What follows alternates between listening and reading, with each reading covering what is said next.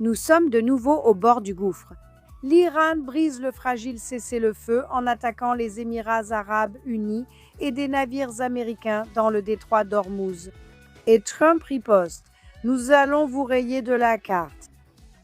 La question reste donc posée. Que va-t-il se passer ensuite? Bienvenue à nouveau à tous sur le plateau. Sommes-nous au bord de nouvelles agressions?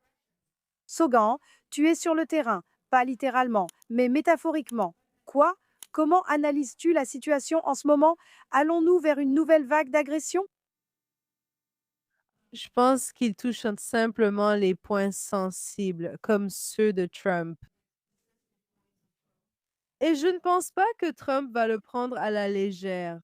Quand ils lui mettent littéralement le doigt dans l'œil, ils font tout et n'importe quoi pour nier ou éviter les discussions diplomatiques. Mais c'est comme ça que le djihad et les régimes islamistes font leur travail. Ils portent juste de beaux costumes, mais sous la surface, ils ne font que répandre de la propagande et de la peur et essaient d'effrayer l'autre camp. Je veux dire, il a dit qu'il allait faire passer tous les navires qu'il veut faire passer, Trump bien sûr, à travers le détroit d'Ormuz. Les Iraniens jurent d'empêcher cela. Je me demande juste d'un autre côté, comment cela pourrait-il ne pas finir par une agression?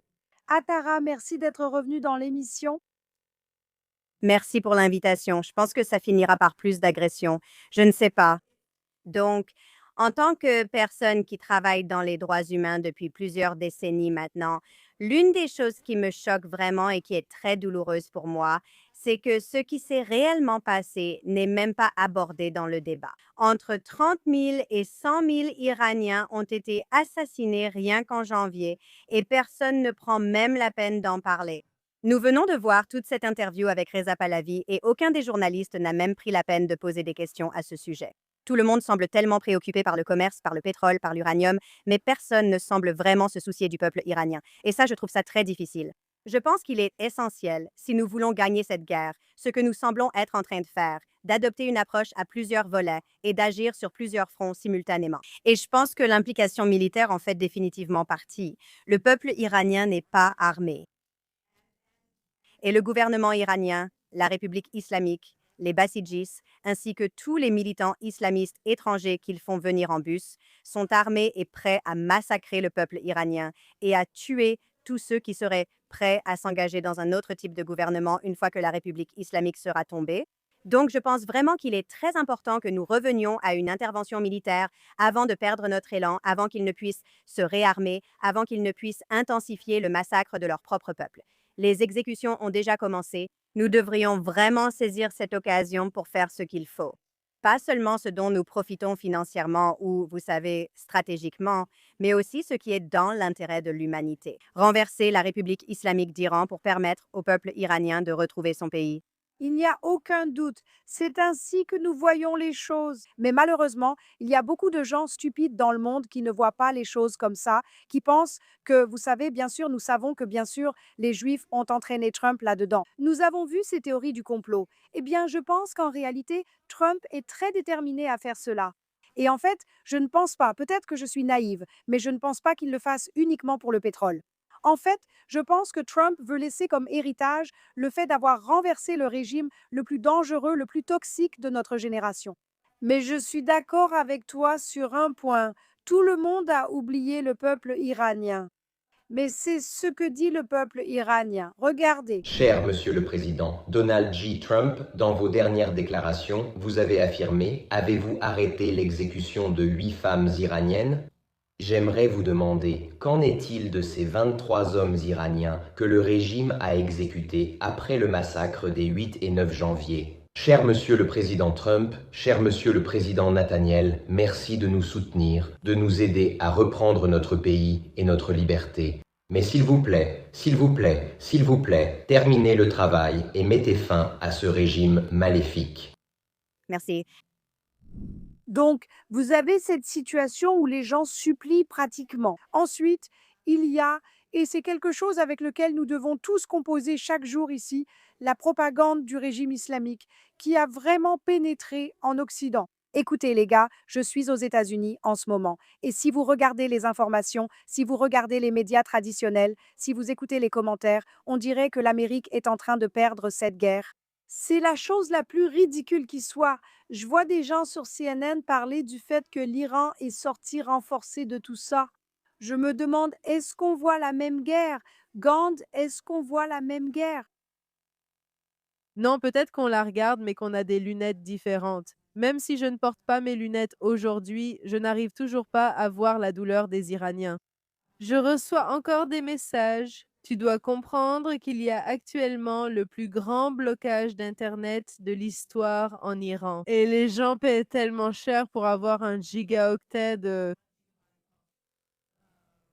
connexion Internet juste pour communiquer, envoyer des messages et dire «Aidez-nous, s'il vous plaît». Quelqu'un m'a demandé de leur acheter quelque chose sur Starlink et je ne peux pas le faire d'ici parce qu'ils verront ma carte de crédit, ils comprendront qu'elle vient d'Israël. Ils vont être connectés à vous savez, c'est tout un truc et c'est dévastateur et c'est tellement douloureux et c'est tellement facile et confortable d'être ici ou aux États-Unis ou n'importe où en Occident, tant que ce n'est pas au Moyen-Orient et de simplement dire: «Oui, ils sont tellement forts, ils rendent justice». Nanda, non ma chérie. Cette justice viendra frapper à ta porte et tu la comprendras quand il sera trop tard, quand ce seront tes enfants qui seront massacrés ou qui seront Sacrifiés pour leur enfance. Mais Sogand, ce que tu dis est vrai. Ils exécutent en fait des gens pour le simple fait d'avoir Starlink. J'ai vu des appels à Elon Musk sur X l'autre jour. Des gens sont exécutés pour avoir Starlink. Et encore une fois, après tous ces mois, je veux dire, nous sommes tous encore traumatisés par ça, peut-être même toujours en plein traumatisme. Tout cela, les calomnies sur la famine, les blocus et tout le reste. Qui parle de ce blocus médiatique contre le peuple iranien?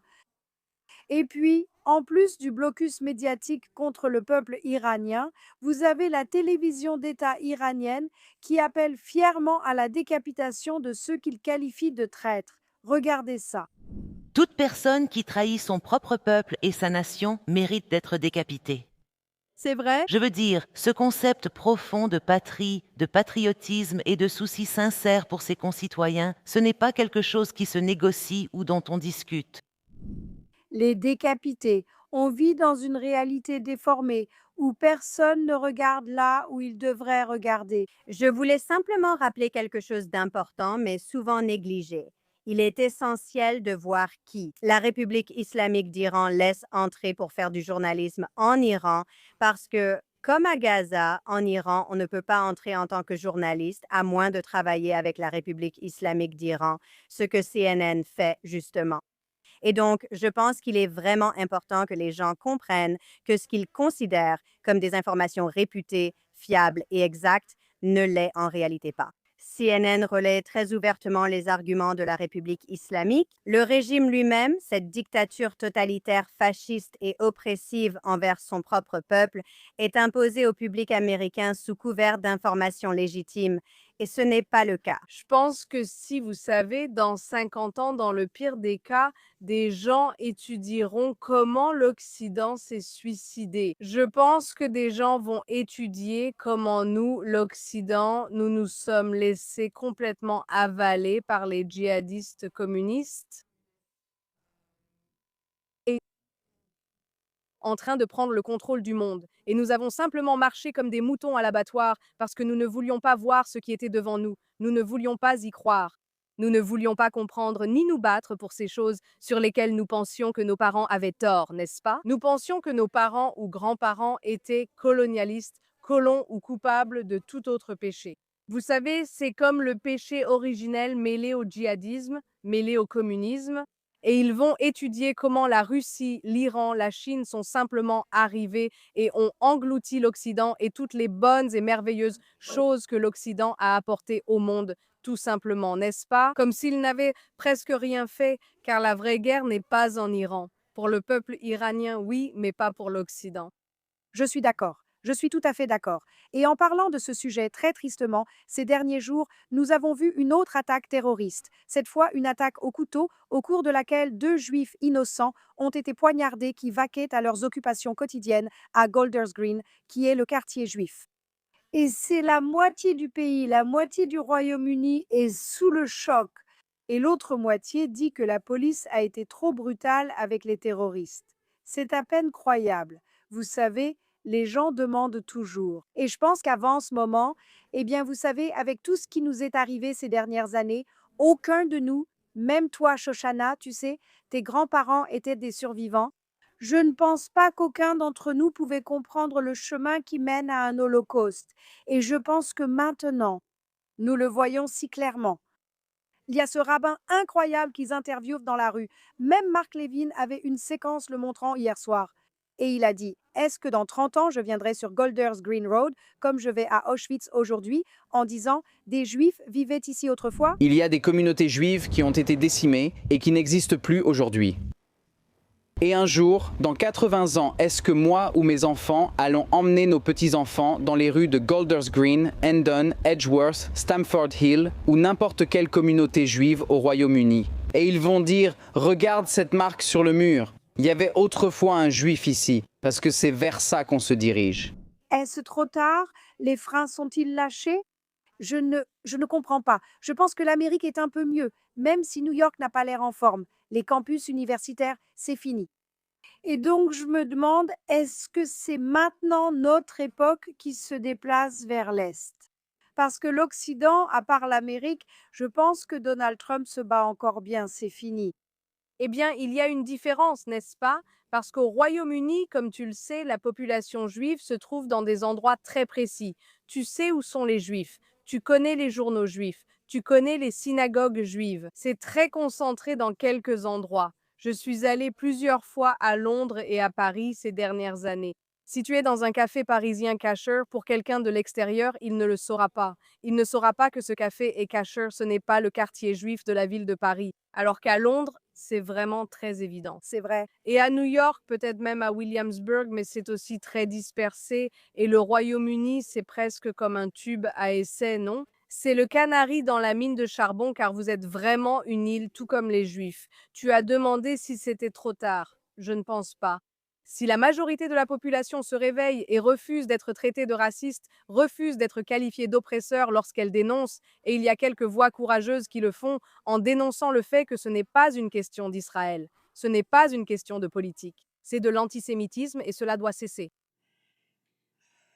C'est de l'antisémitisme, mais tout est mêlé. Ironiquement, ce sont eux qui affirment que l'antisionisme diffère de l'antisémitisme. Alors pourquoi attaquer les Juifs? Comme mon amie Rachel Johnson, qui anime une émission sur LBC, elle répond à un auditeur et lui demande « Est-ce que Shloma de Golders Green a ordonné les frappes aériennes sur le Liban? Quel rapport a-t-il avec tout ça ?» Et c'est exactement ça. Ils veulent le beurre et l'argent du beurre. Ils veulent tout avoir. Ils veulent nous insulter en nous traitant de sionistes, pas de juifs, mais ils ont ensuite poignardé des juifs sans vérifier s'ils étaient sionistes. Une partie du problème, et je parle en tant que personne issue de l'extrême gauche engagée de longue date dans les droits humains et la justice sociale, c'est que ce récit, cette sorte de propagande antisémite soviétique sous couvert d'antisionisme, a commencé à se répandre dans les communautés. Il y avait une sorte d'aspect autoprotecteur, c'est-à-dire qu'elle affirmait ne pas être antisémite. Elle se disait uniquement antisioniste dès le départ, afin de se protéger contre les critiques sur sa nature ouvertement antisémite, car l'antisionisme est par définition de l'antisémitisme. En réalité, cela a été très, très efficace, et il y a eu très peu de résistance à cela en Occident. Je m'inquiète beaucoup pour des endroits comme le Royaume-Uni. Je doute que le Royaume-Uni puisse être sauvé sans une réaction vraiment massive. Et que presque toutes les personnes au pouvoir soient écartées, et que des personnes bien plus compétentes, avec une boussole morale et éthique beaucoup plus forte, orientées vers la vérité et la justice, prennent réellement le relais. Mais le fait est que l'ensemble du monde occidental avait l'opportunité d'apprendre. Enfin, nous n'avions pas besoin d'apprendre de nos propres erreurs. L'Iran existe, n'est-ce pas? L'Iran aurait dû être cette leçon pour nous, de ce qui se passe lorsque les rouges et les verts s'allient, de ce qui se passe lorsque la gauche et les islamistes s'associent. Et c'est un exemple terrible de ce qui se passe lorsque ce mariage a lieu. Et donc, nous n'avons pas besoin de l'apprendre. Nous n'avons pas besoin de faire nos propres erreurs. Nous pouvons vraiment simplement le constater. Mais les récits antisémites qui sont tellement popularisés et tellement normalisés aujourd'hui dans le monde occidental vont être très difficiles à éliminer. Absolument. Et Sogam, il y a deux choses intéressantes, ou plutôt très, très inquiétantes au Royaume-Uni. Premièrement, ils n'ont pas interdit le CGRI et les gens les supplient littéralement de le faire. Et la deuxième chose, c'est qu'il y a des cellules dormantes du CGRI à Londres. Tout le monde le sait. Et apparemment, les autorités ne savent pas quoi faire à ce sujet. Donc, nous ne savons même pas. À notre connaissance, ces attaques terroristes pourraient être coordonnées par la République islamique à Londres. Sogan, as-tu des informations sur les activités de la République islamique dans le monde et surtout au Royaume-Uni? C'est comme le point le plus sensible de ma vie. Tout ce qui se passe au Royaume-Uni, en Iran et dans la mer de Fer. Il y a beaucoup d'Iraniens qui essaient de lutter pour la liberté de l'Iran à Londres et au Royaume-Uni en général. Beaucoup d'entre eux sont mes meilleurs amis. Mais la présence des cellules du CGRI à Londres et partout au Royaume-Uni, c'est juste fou. Vraiment? Et ils obtiennent les bases. Ils reçoivent, vous savez, ils sont tellement protégés par le gouvernement. Je sais. Le gouvernement n'interdit même pas le CGRI et ne les qualifie pas de groupe terroriste, alors que toute l'UE l'a fait. Et pour ce qui est de l'antisémitisme, tout ça est lié parce que je ne sais pas si je vous l'ai dit, mais j'ai été expulsée d'une école au Royaume-Uni avant même d'y entrer parce que je parlais d'antisémitisme en ligne sur les réseaux sociaux.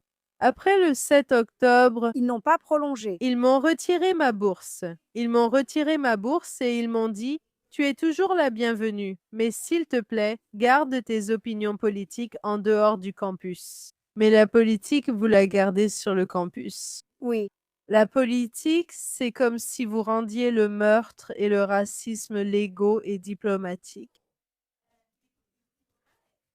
oui. Leur politique est acceptée sur le campus. Seule la vôtre n'est pas acceptée sur le campus. Oui, exactement. Mais c'est vraiment, L'antisémitisme, c'est de la politique. les gardiens de la Révolution ont-ils réellement une forte emprise au Royaume-Uni? Bien sûr, ils ont tellement de chercheurs et de professeurs sur les campus qui sont financés par les gardiens de la Révolution. Incroyable. C'est vraiment incroyable. Tu vois, c'est incroyable que tout ça soit acceptable, qu'on ait permis que ça devienne normal. Et personne ne dit rien, personne ne dit que c'est comme interdire Hitler. Je ne comprends pas comment le Royaume-Uni peut s'en sortir comme ça. Vraiment, je ne comprends pas. Ils viennent aussi de libérer sous caution l'auteur de l'attentat à l'ambulance. Et maintenant, le Royaume-Uni autorise le corps des gardiens de la révolution islamique, l'ambassade là-bas, à publier des déclarations publiques appelant tout Iranien qui ressent un appel nationaliste à aller sacrifier sa vie. Ils demandent aux Iraniens du Royaume-Uni d'aller devenir des martyrs. Et le gouvernement britannique est au courant de cela et laisse simplement faire. Mon Dieu, Shoshana, Il y a un autre aspect à cela. Je viens justement de voir une statistique d'Italie et ça disait que le nombre de naissances en Italie était d'environ 300 000 en 2025 et le nombre de décès était supérieur à 600 000, n'est-ce pas? Donc, non seulement ce n'est même pas la moitié du renouvellement, mais l'écart a été comblé par l'immigration. oui, mais c'était ça le problème. Non seulement vous ne remplacez pas votre propre population, mais en plus vous la remplacez par des immigrés qui arrivent, qui ne veulent pas nécessairement, et le plus souvent non, s'intégrer à votre culture. Il y a donc tellement de facteurs à traiter. Et quelqu'un doit vraiment regarder ce qui se passe et se demander quelle trajectoire suivons-nous? Vers quel précipice allons-nous? Va-t-on faire le nécessaire pour revenir en arrière?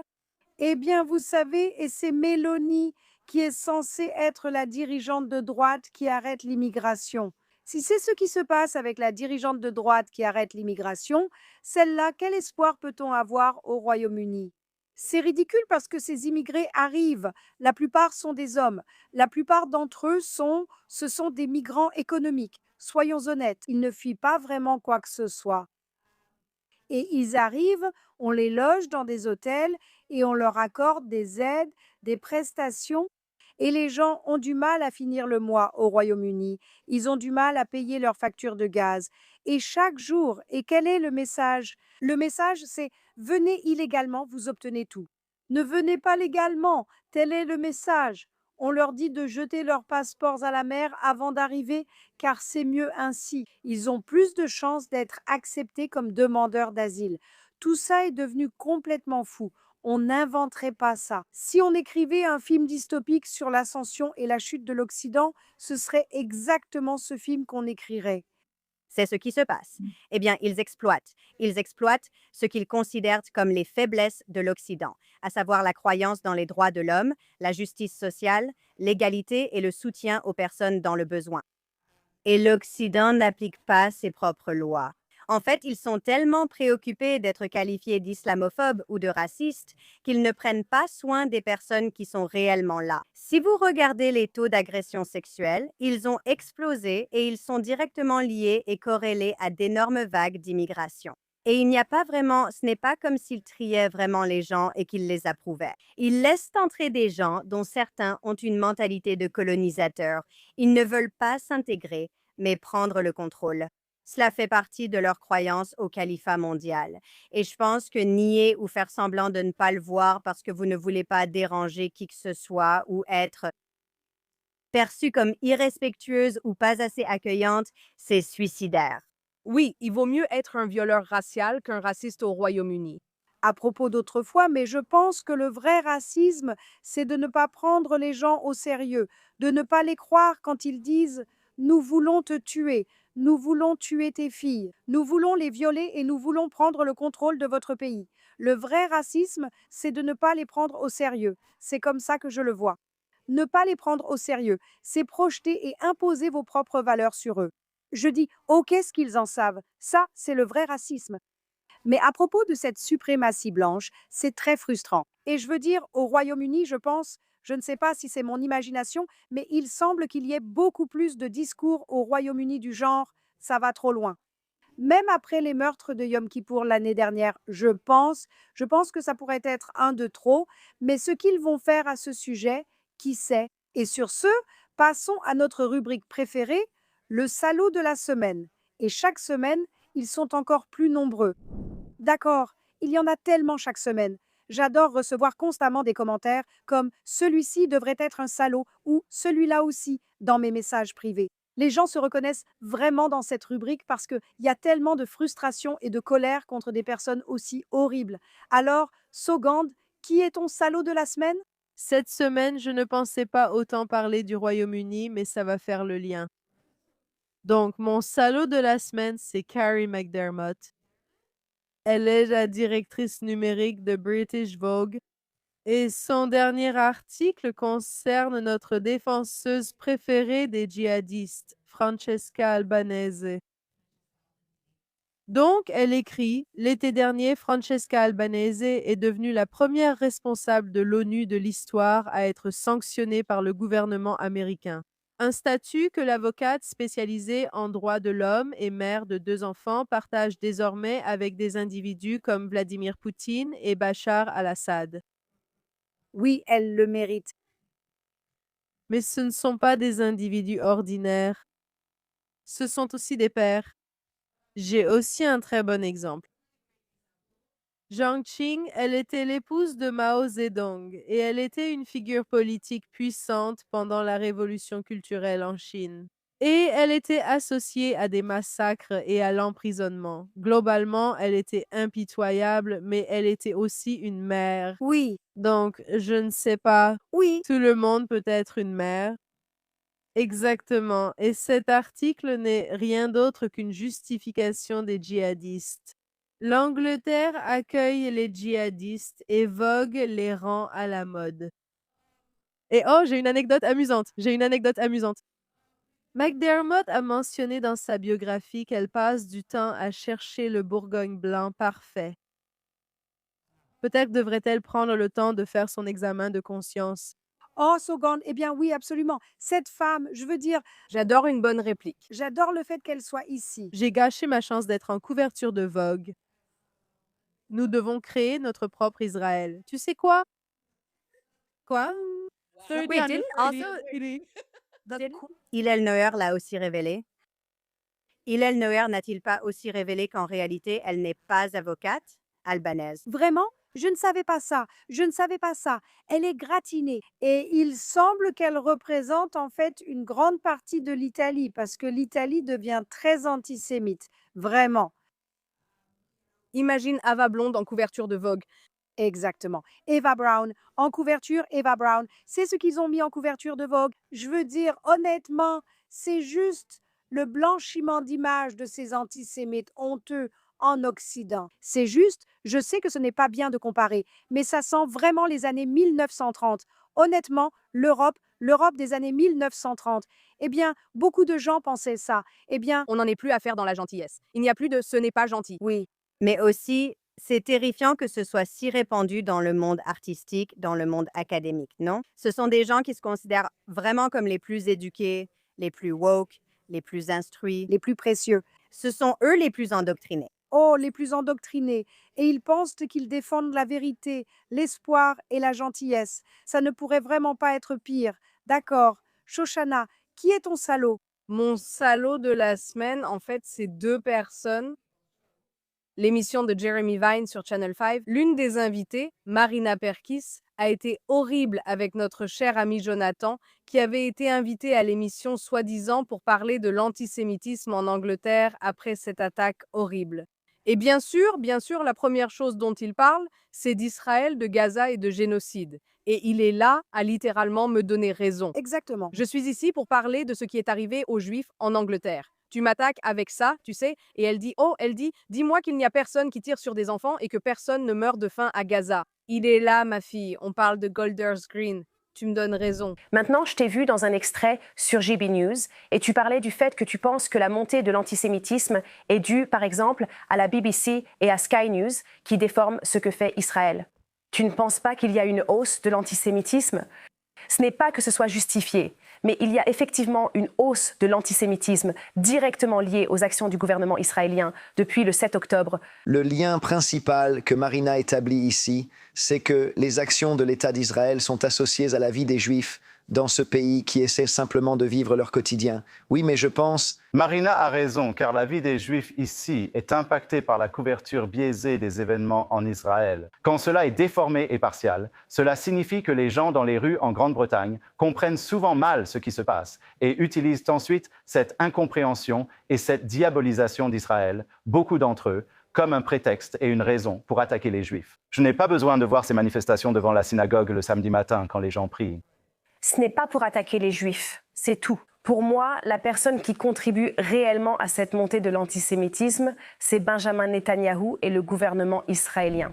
Et j'ai eu tellement de peine pour lui parce que je me disais que s'asseoir là, au milieu de cette saleté, de ces ordures, c'est tellement douloureux alors que des gens sont encore à l'hôpital à cause de cette situation précisément. Je ne sais pas si je pourrais faire ce qu'il fait. Il va bien. On ne parle pas de ça ici. On parle de crapules. Mais c'était vraiment des crapules incroyables de l'inviter et ensuite de l'attaquer sans même le laisser, en tant que juif, parler des juifs qui ont été blessés lors de cette horrible attaque. Eh bien, je pense que tu mets en évidence un groupe de crapules au Royaume-Uni qui, en gros, ces types n'arrivent même pas encore à l'hôpital, qu'ils disent déjà, eh bien, qu'est-ce que tu veux?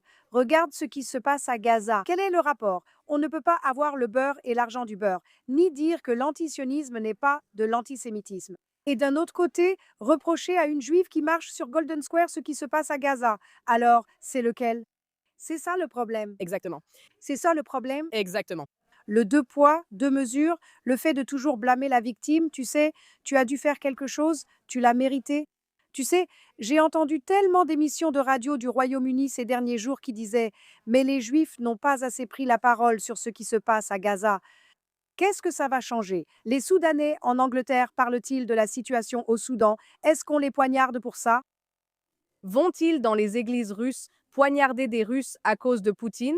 Ou s'en prennent-ils aux Chinois à cause de leurs dirigeants? Allez. Qu'est-ce qui est intéressant là-dedans? En plus, on ne fait même pas ce dont on nous accuse. Tout cela relève dès le départ de l'accusation de meurtre rituel. C'est dès le départ une accusation de meurtre rituel.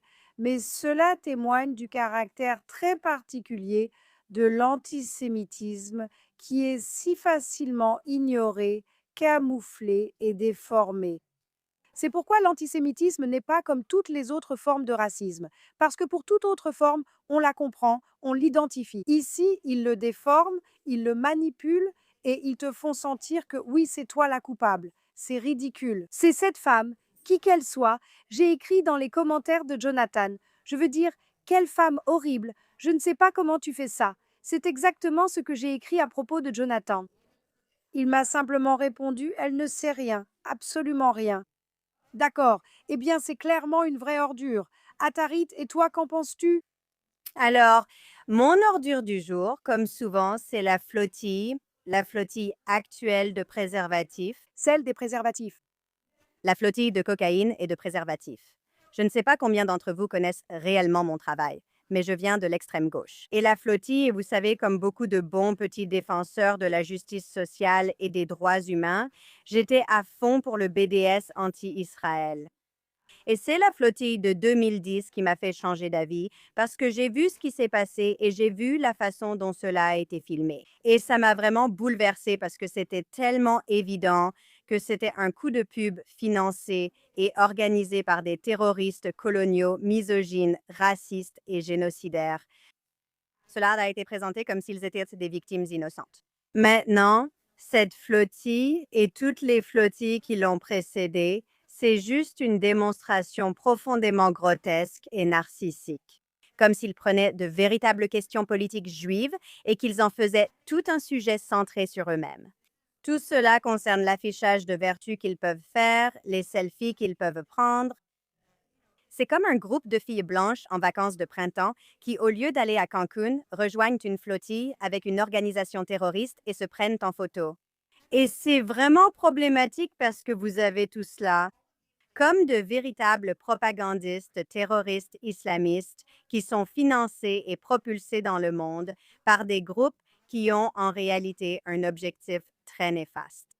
Se faisant passer pour des humanitaires, ils ridiculisent ceux qui œuvrent réellement pour les droits de l'homme. Et tout d'abord, Gaza est loin de figurer parmi les véritables grandes urgences humanitaires dans le monde en ce moment. Presque tout ce qui se dit, la famine, le génocide et toutes les choses dont on accuse Israël de faire à Gaza ne se produisent en réalité pas. Absolument pas. D'un point de vue factuel et réel, ces choses-là ne se produisent pas. Mais, vous savez, répéter et relayer cette propagande leur permet d'attirer l'attention. Et donc, vous avez tous ces escrocs narcissiques dégoûtants, toutes ces influenceuses Instagram et des gens au hasard de l'ONU. Ces pauvres enfants occidentaux endoctrinés qui ont été trompés pour rejoindre une organisation terroriste sur cette sorte de scène flottante. Et c'est juste de l'antisémitisme performatif qui est devenu tellement normalisé et acceptable, et c'est absolument immonde maintenant. Mais le problème, c'est que pour celles d'entre nous qui sont réellement engagées pour les droits humains, ce genre de spectacle n'est pas seulement écœurant et embarrassant, c'est aussi réellement dangereux, non? Parce que ça délégitime tout notre travail, non? Ces enfants n'ont pas d'aide humanitaire sur ces flottilles. Ils avaient plein de drogues et de préservatifs, et c'est tout. Tout comme celle sur laquelle Greta était avant, ils n'avaient rien d'utile cette fois non plus. En réalité, ils n'apportaient aucune aide à Gaza. Et donc, c'était rien de plus qu'une tentative d'attirer l'attention sur eux-mêmes. Et il y a des personnes comme Greta qui n'a absolument aucune connaissance des vrais problèmes et qui se trouvent systématiquement du mauvais côté de chaque question géopolitique dans le monde, que ce soit le Venezuela, Cuba, l'Iran, Israël ou les territoires palestiniens.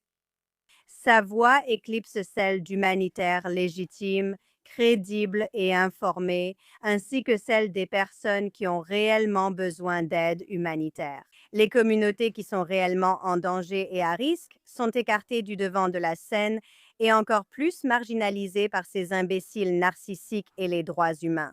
C'est juste que c'est tellement difficile de voir ça se produire encore et encore. Et puis les voir prétendre qu'ils ont été enlevés et sont retenus en otage, alors que tu les regardes faire des saltos et des roues sur le navire israélien. Oui, en faisant semblant. S'ils craignaient vraiment d'être enlevés et pris en otage, pourquoi reviennent-ils toujours recommencer? Eh bien, allons-y, allons-y. C'est incroyable, vraiment. Mais on adore toujours les crapules avec une fin heureuse. Et quelle est la fin heureuse ici? Le territoire?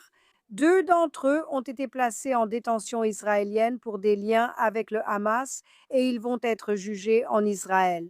Alors maintenant, si ça, ce n'est pas quelque chose qui décourage les autres de s'évirer en bateau narcissique, vous savez, performative, peu importe, je ne sais pas ce qui le fera, je prie pour qu'ils finissent en prison. Il faut de vraies conséquences. Exactement. On ne peut pas laisser les gens consommer de la cocaïne et faire des galipettes en prétendant agir utilement. Le préservatif pour galipette à la cocaïne. Votez très bien. Merci, c'est un merveilleux vaurien. Maintenant, ma vaurienne retourne en Grande-Bretagne. Je pense qu'elle est britannique. Oui, elle l'est, elle, Bushra Sheikh, qui est désormais une véritable propagandiste de la République islamique. C'est quelqu'un que je... Il y a toujours un thème avec ces personnes.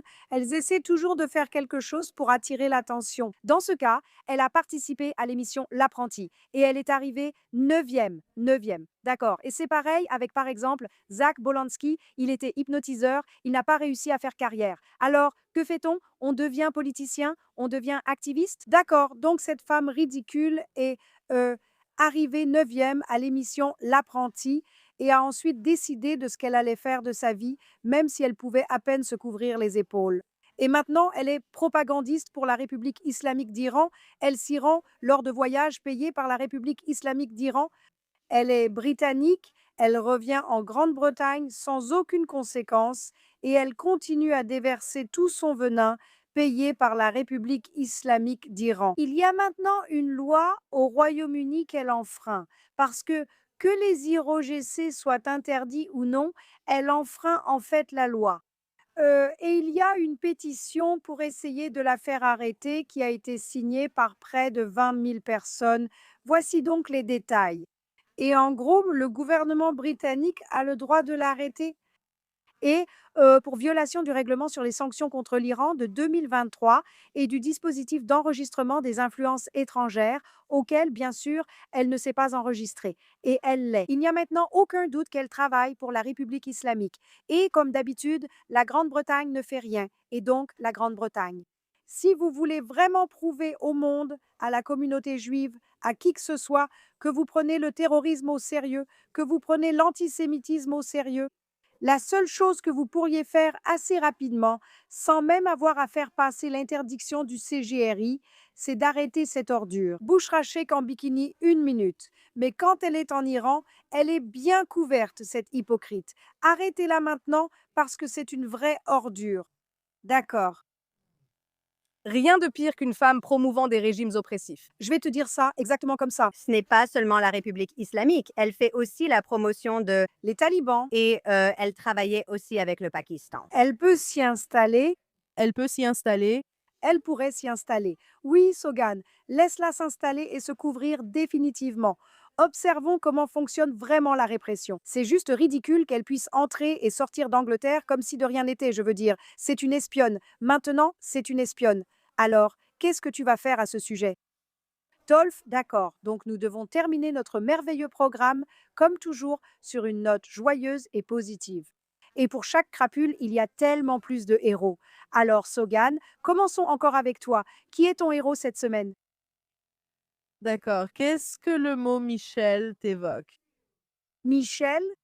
Non, d'accord. Oui, merci, Shoshana. Oui, cette chanson, Michel de Nohant-Battant sera notre chanson à l'Eurovision. Et tu sais, je suis une grande fan de l'Eurovision. J'adore ça. C'est juste de la fête, du plaisir et de la musique. Mais cette année, quand 3 pays ont interdit l'Eurovision et qu'ils ont dit on ne va pas diffuser, on ne va pas passer le programme à la télévision et on va mettre des films et d'autres choses à la place. Et à la place, il est là, il est sur cette scène, il donne tout, il fait la performance de sa vie. Avec tellement de fierté. Et il chante en hébreu et en français. Et il apporte tellement d'amour et tellement d'unité, et c'est à ça que ressemble l'unité. Quand tu montes sur cette scène, quand tu chantes parmi tant de personnes, tant de personnes talentueuses venant du monde entier et que tu brandis le drapeau et que tu en es fier, je vais vraiment lui souhaiter bonne chance. Et je suis tellement fière que nous fassions partie de l'Eurovision et je suis fière de l'Eurovision qu'ils n'aient pas cédé à la pression, tu vois, Oui, la pression qu'ils ont subie. oui, C'est incroyable et je suis tellement heureuse. Allez écouter cette chanson, oui, c'est bien. l'encourager d'ici. C'est bien, oui, c'est une bonne chanson et tu as tellement raison, Sogan, parce que tu sais, ces pays qui ont boycotté Israël, ils ne participent plus. L'Espagne ne veut pas qu'Israël fasse partie de la Coupe du Monde, alors ils ne vont plus participer. Ce qu'il nous faut, ce sont des institutions qui ont encore du cran pour dire c'est votre choix. Et ensuite, ce sera eux qui seront mis à l'écart.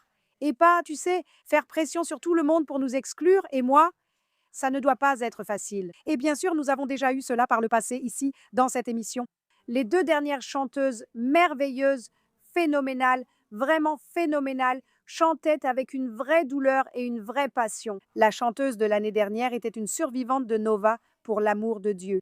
Passer de cette épreuve à affronter tant de haine avec fierté et force, ce sont des héros. Je suis d'accord avec toi. Merci Gant. Héros merveilleux. Shoshana, qui est ton héros cette semaine? D'accord, mon héroïne cette semaine est J.K. Rowling. Oui, Si vous allez voir son explication, I'm a Harry Potter fan. depuis au moins 5 jours, oui, elle ne se contente pas de publier ses propres messages, mais elle retweet aussi les voix de la communauté juive, ou celles qui protègent la communauté juive face à ce qui s'est passé. Et elle s'oppose à ceux comme, comment il s'appelle? Owens, Joe sur Jones. ce type-là, une vraie ordure. Oui, et elle les affronte sans peur en disant genre, il faut aller voir sur le fil pour comprendre. Mais tu sais, je trouve que les personnes qui ont vraiment vécu de la douleur et des abus dans leur vie, elles arrivent à distinguer le bien et le mal beaucoup plus facilement. Et on le sait. JK, dans le passé, elle a été victime de violence, elle a vécu dans un foyer pour femmes, elle sait ce que c'est d'être une victime et de survivre. Et très souvent, ça te donne une perspective plus claire sur la vie.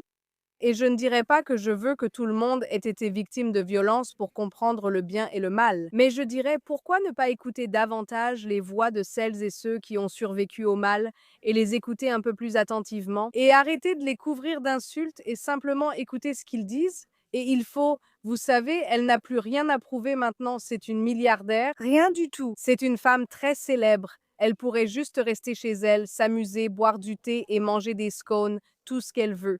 Mais elle utilise sa voix et sa notoriété pour s'exprimer et je respecte vraiment, vraiment, vraiment cela et je trouve ça admirable. Oui, je sais qu'elle est très controversée sur les droits des personnes trans et j'en ai parlé avec des femmes trans. Je comprends qu'il existe de nombreuses nuances entre ses propos et la réalité au Royaume-Uni, surtout lorsqu'on aborde la question trans. Je veux dire qu'elle ne devrait pas être mise au banc pour certaines choses. Et moi, je pense vraiment qu'écouter, entendre et défendre les autres est quelque chose de merveilleux, vraiment merveilleux. Et j'apprécie vraiment sa prise de parole cette semaine. Elle a su amplifier la voix des autres et remettre à leur place ce que d'autres ne peuvent pas, faute de plateforme.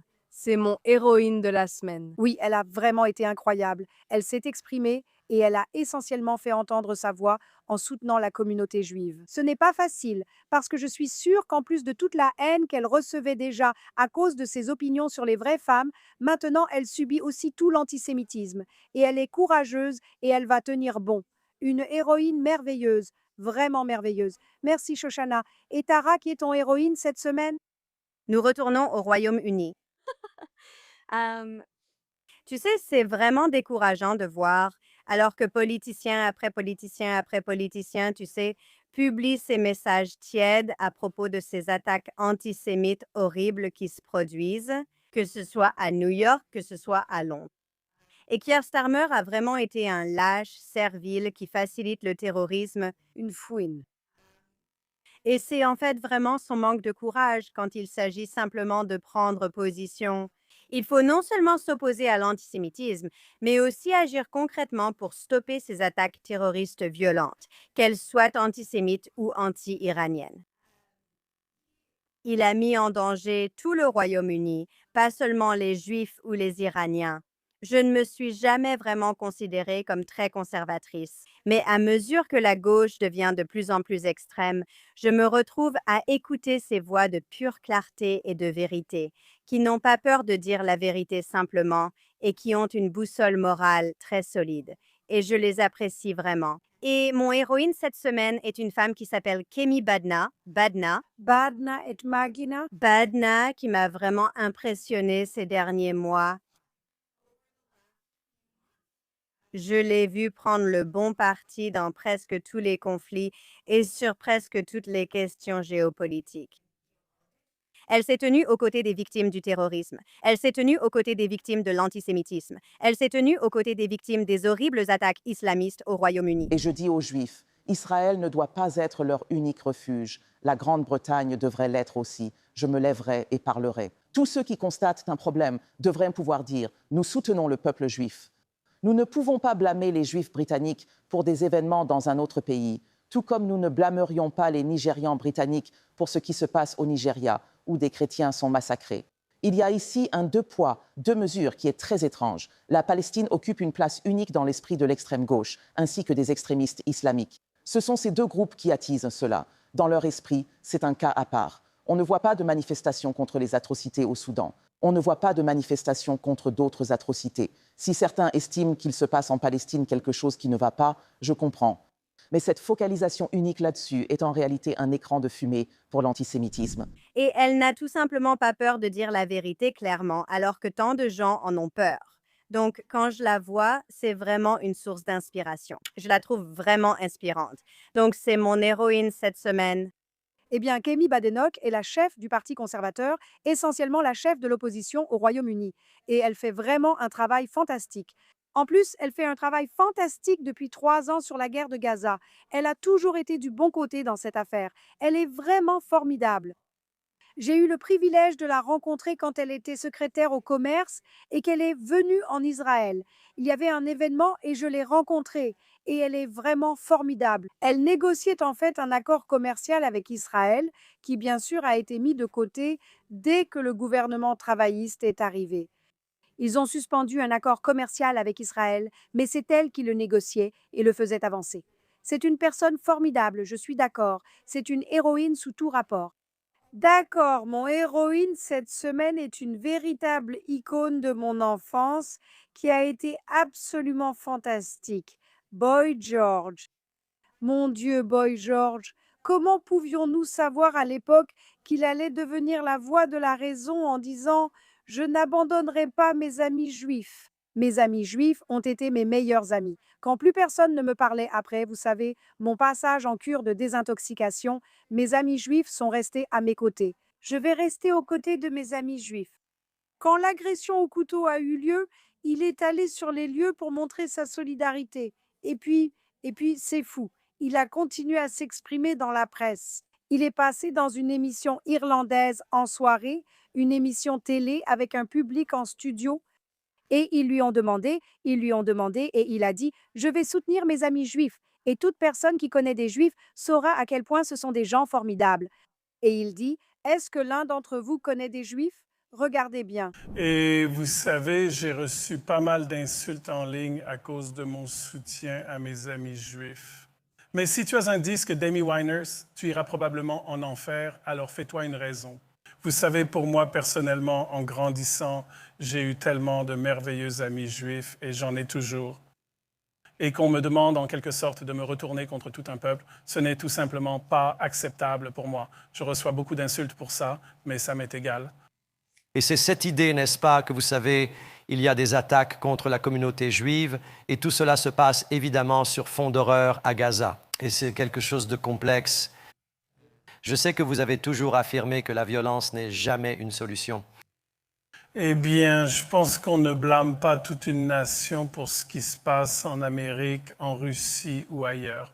Vous savez, je pense que c'est vraiment une question de relation avec les gens. Vous voyez ce que je veux dire? Je ne choisis pas mes amis en fonction de leur race, de leur sexualité ou de leur âge. Je choisis les gens parce que je les aime bien et parce que ce sont de bonnes personnes. Je connais beaucoup de juifs formidables. Si tu ne connais pas de juifs, c'est peut-être ça le problème. Est-ce que tu connais beaucoup de personnes juives? Je veux dire, je pense que Boy George, la réaction du public qui était un silence total, je pense qu'il l'a dit, ça m'a vraiment surprise. Et l'Irlande a été l'un des pays les plus hostiles à Israël et aux Juifs auxquels on puisse penser ces dernières années. Israël a retiré son ambassade à cause de la gravité de la situation. C'est honteux et dégoûtant. Et il est là, devant ce public en direct, prouvant en fait qu'ils sont tous, sans exception, une bande d'antisémites. Mais cela demande beaucoup de courage. Ce matin, j'ai vu son message. J'ai perdu beaucoup d'abonnés, mais j'en ai gagné de formidables. J'encourage tout le monde à suivre Boy George, dont la clarté morale est exemplaire. Il a été tellement merveilleux, tellement chaleureux, attentionné et solidaire. Nous avons besoin de plus d'amis comme lui, comme J.K. Rowling, bien sûr, comme Kemi Badenoch, et nous lui rendons vraiment hommage. Et c'est mon héros cette semaine. Il y a vraiment des gens comme ça. Il y a vraiment des gens qui se manifestent. Il y a vraiment des gens qui se manifestent maintenant. De plus en plus de gens se manifestent. Vous encouragez tout le monde à prendre la bonne voie et les justes se manifestent. C'est votre moment. Manifestez-vous. N'attendez pas. Ne suivez pas le troupeau. C'est ce qui s'est passé dans les années 1930. Personne n'a osé. Comme l'a dit Elie Wiesel, l'Holocauste est arrivé parce que beaucoup de bonnes personnes sont restées silencieuses, pas à cause des mauvaises personnes. Et c'est votre moment de soutenir vos voisins juifs. N'ayez pas peur. Vous ne choisissez pas de quel côté du mur vous êtes simplement en soutenant votre voisin juif. Ne soyez pas une mauviette. Malheureusement, ils n'ont pas de très bons modèles avec leur propre gouvernement. Mais que voulez-vous que je vous dise? D'accord, eh bien, nous ne savons pas où nous serons la semaine prochaine. Il y a des rumeurs d'agressions imminentes. Je prie pour rentrer chez moi cette semaine et que la guerre ne commence pas avant mon arrivée. Alors nous prions pour nos soldats, nous prions pour le peuple d'Iran, pour que Dieu les protège. Et nous prions pour que tout cela se termine par la chute de ce régime terrible et toxique qui a opprimé tant de personnes pendant tant d'années. Que Dieu vous bénisse tous. Merci de nous avoir regardés. À la semaine prochaine.